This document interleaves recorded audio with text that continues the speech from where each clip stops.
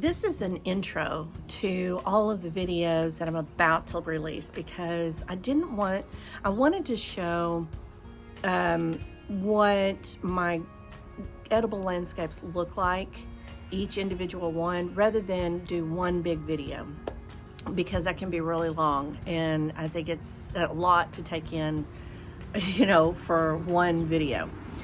So I'm going to make this the intro to each one of the videos, and you can bypass this if you've already seen one in this series. So I'm doing like 1, 2, 3, 4, 5, 6, 7, 8, 9 videos. So those are all of my garden beds. So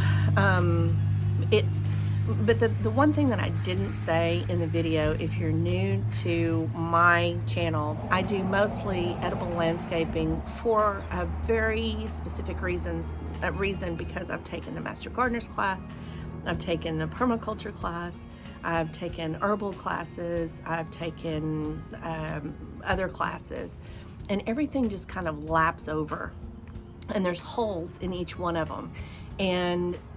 But where they all lap over, the companion planting, the soil food web, it all overlaps. And so the way that I'm doing things now, edible landscaping wise, is because I've done the raised beds. I've done, intensive gardening. I've done all the things, all of the methodologies that there are in gardening. And this is the one that makes the most sense to me. Again, if you're watching this video, you can bypass this intro, and I'll put it by chapters so you can see. Okay, you can just click on the chapter below here. This goes straight to that video. So this is the introduction, and I hope you enjoy. Also, the other thing that I want you to keep in mind is the reason that I did this is to keep it real, right? If you're on Pinterest or you're on YouTube or you're online anywhere, most of the time people are going to show that one magical moment where the salvia is blooming, or the peanuts are blooming, or the larkspur is blooming. So this is for my purposes, for me as well, because I'm going to take this information. I do track it on a map where I write everything down, and but I haven't had time. So I'm just like, it's about to rain, I'm going to get the peanuts in the ground.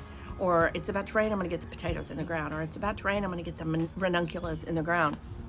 So throughout the year, my plan is to do an update.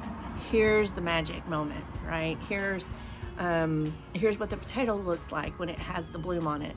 So, and you'll see throughout these videos that there are potatoes in almost every bed. Maybe not every bed, but like where the strawberries are and all that, but how it all comes together. So again, I just want people to know you don't have to have lumber to grow food. So many people think that and if you do, I'm not going to fault you for it. I've just been down that road. I know the amount of money and the amount of work that it takes, and when it is first built, it's beautiful. But then over the years, it starts to wear down, and the grass gets in there anyway. It goes through the little cracks, and it's not good to put the plastic in there, and just all the things. It's from my experience. This is something that has grown from over 20 years of doing this, and so I just want to get the message out about edible landscaping. You could call it a food forest, you could call it companion planting. It's basically it's landscaping with food, and you'll see it in my front. I'm on my front porch right now, and you can hear the traffic going by. This is what people see when they look into my yard. The other thing that I really like about edible landscaping, I have to point out to you what things are. It's not rows of potatoes, rows of corn, rows of beans, rows of this, rows of that. It's all camouflaged. It's camouflaged from two-legged creatures, from three-legged creatures, from four-legged creatures, from seven-legged creatures, whatever. It's camouflage with the bugs. It's camouflage from the deer. It's camouflage from the rabbits. It's camouflage from a lot of things. And mostly you'll see that I have some prevention for things getting in there, but it's mostly to protect the seedlings. So anyway, I hope you enjoy the videos. I'll talk to you later. Bye for now. So I thought I might as well go ahead and talk about, I call it the greenhouse. I know some people say that's not a greenhouse, that's a hoop house, or that's a high tunnel, or whatever. So we had a big storm last night, and I came out and battened down the hatches. I shut all the doors. Okay, so this is what I wish I would have known before I got a greenhouse. When I took the Master Gardener's class, we went to this greenhouse. It had banana trees growing in it. It had all the stuff growing in it. And I thought, oh my gosh, if you had a greenhouse, you could grow everything you wanted all the time. It's not necessarily true. Okay, so let me tell you about this greenhouse. Okay, I only use it in the spring. And basically it's a big, just protection, right? True story. I lived in an apartment for a short time, and I thought, I'm going to grow some plants. And I grew something that looked like this, right? I put a bunch of seeds in there. I put it on the patio, my balcony patio. And then the rain came, and it came right off the roof line, and it just blew out all my seeds. It blew out all the soil. And so I was like, oh man, I shouldn't have left those outside. I should have kept them inside. And I'll show you an example. So we had some kind of, like, I can see condensation coming from this bar right here. It's about time to change this plastic.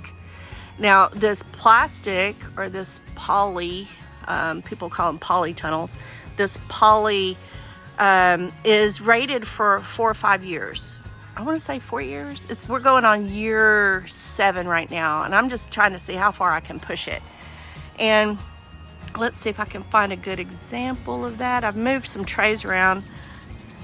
Like, it kind of blew it out right here. Like, there was a lot of water coming down in here, so it blew it out right there. What was that? Okay, cilantro, not a big deal. I'm growing some in here. I grow things in here sometimes that self-seed just fine out in the gardens, but I have my own reasons for doing that. But basically what this does is it protects all of my seeds and all of my plants from high winds, because true story, I had some plants like this that I had, I don't know, just sitting on a table somewhere. And a friend of mine told me the story too. She's like, I had them sitting, all my little plants sitting by the pool, and then a storm came and it blew all my plants into the pool. So I was like, yep, I feel ya. Sorry, it happens. The other thing is it will hold humidity, which is a good thing. Depending, it will hold the heat, but not at nighttime. When we first built this, I was so excited. We got the kit. My husband and I put most of it together.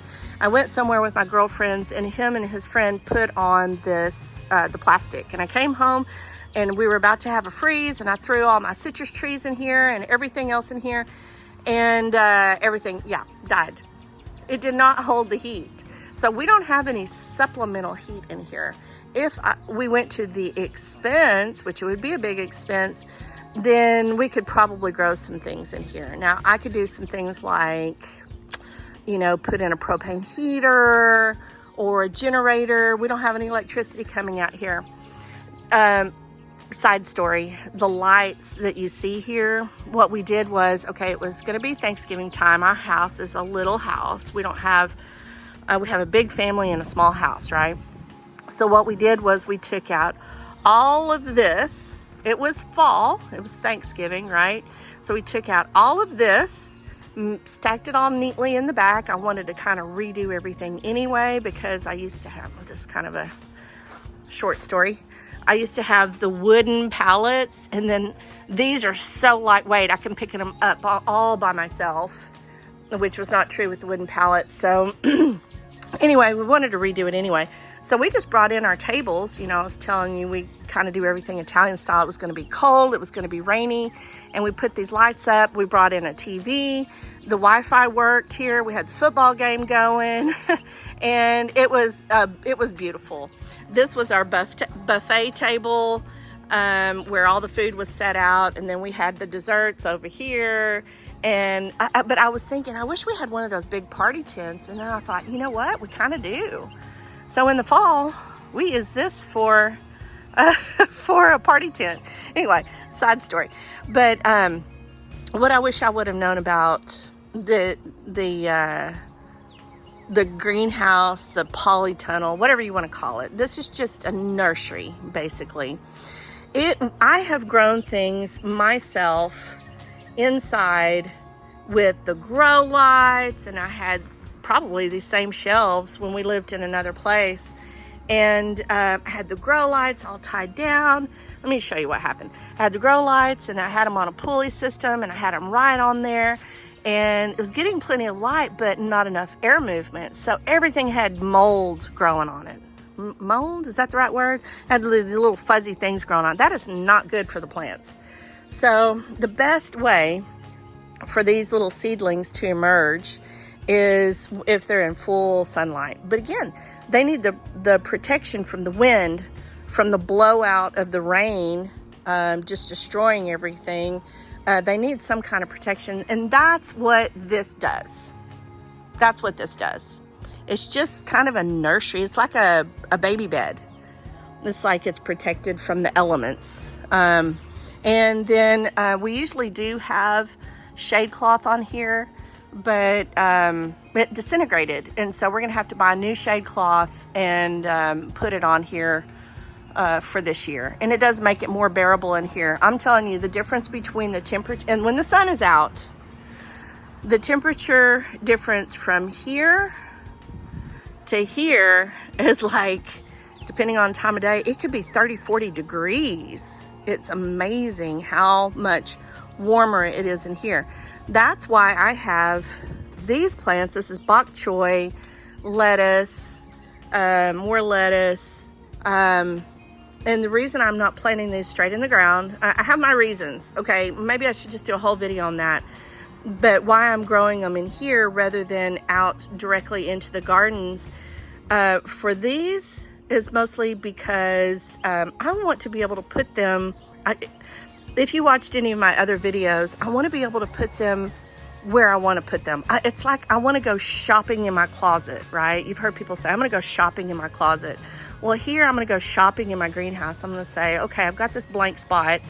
I'm going to put this alyssum all along the front row, or in a big mass or a big patch, and I don't know what I'm going to do with it yet. But like these are things I said, oh, I need to pull in my other video. I need to pull out cement because it's in my way. Well, why pull it out and just throw it away? Somebody could use that. Like, these are Shasta daisies. They just weren't in a good place, so I pulled them out and I potted them up.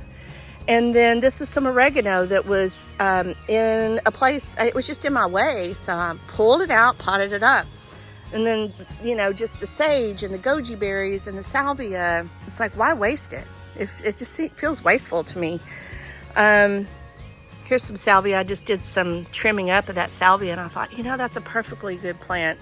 So what I have growing in here is forget-me-nots, some purslane, marigolds, dwarf marigolds, crackerjack marigolds, Johnny jump ups, marshmallow,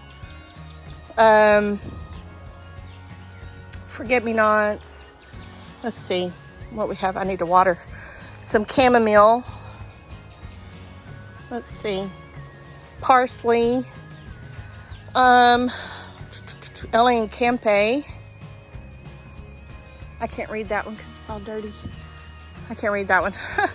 Chives, lavender, marshmallow, chives, celery, parsley, tarragon, strawberry spinach. I have grown strawberries from seed too. It's really easy. You just got to wait a long time. I have some onions growing in there too. I have something I'm going to do with that. Cabbage and what is this one over here? Let's see this one. This one is cauliflower. Here we have more sweet alyssum, tomatoes, borage, zinnias. Zinnias is something I usually just throw the seeds on the ground, but I wanted some in a pot for my own reasons. Snapdragons, I love snapdragons. I just want them everywhere. Black-eyed Susans, lettuce, cosmos, borage. lemon balm, cilantro, cominos, so cumin. My family called it cominos. Echinacea, Greek oregano, basil, calendula, black-eyed Susans, lavender, valerian, just a little bit of everything really, and I'm still not done. Pretty and sweet peppers, ají limon peppers, habanero peppers, beefsteak tomatoes, cayenne peppers, mammoth basil, cherry tomatoes, rosemary, yarrow, sweet marjoram, and then that over there is, let's see if I can see that far. I can't. Coleus, yeah, I think coleus. What is that one? This one is, oh, buckwheat. So yeah, I still have a long way to go. A lot of things I want to do, but again, the point is I want as many as I can have. I'm greedy when it comes to plants. What is that saying? There's t-shirts like, I have plenty of plants, said no gardener ever. That's so true. Now, the reason that I have these on a cart and I'm pulling it out, it gets too dang hot in there for these plants. These plants like cooler temperatures. I'll put it right here where it gets the morning sun. I put those in there because it was about to rain and we were supposed to have tornadoes and storms and everything. So I put these on this cart so I can put it over here. It can get morning sun. Again, that is the east. That is the west.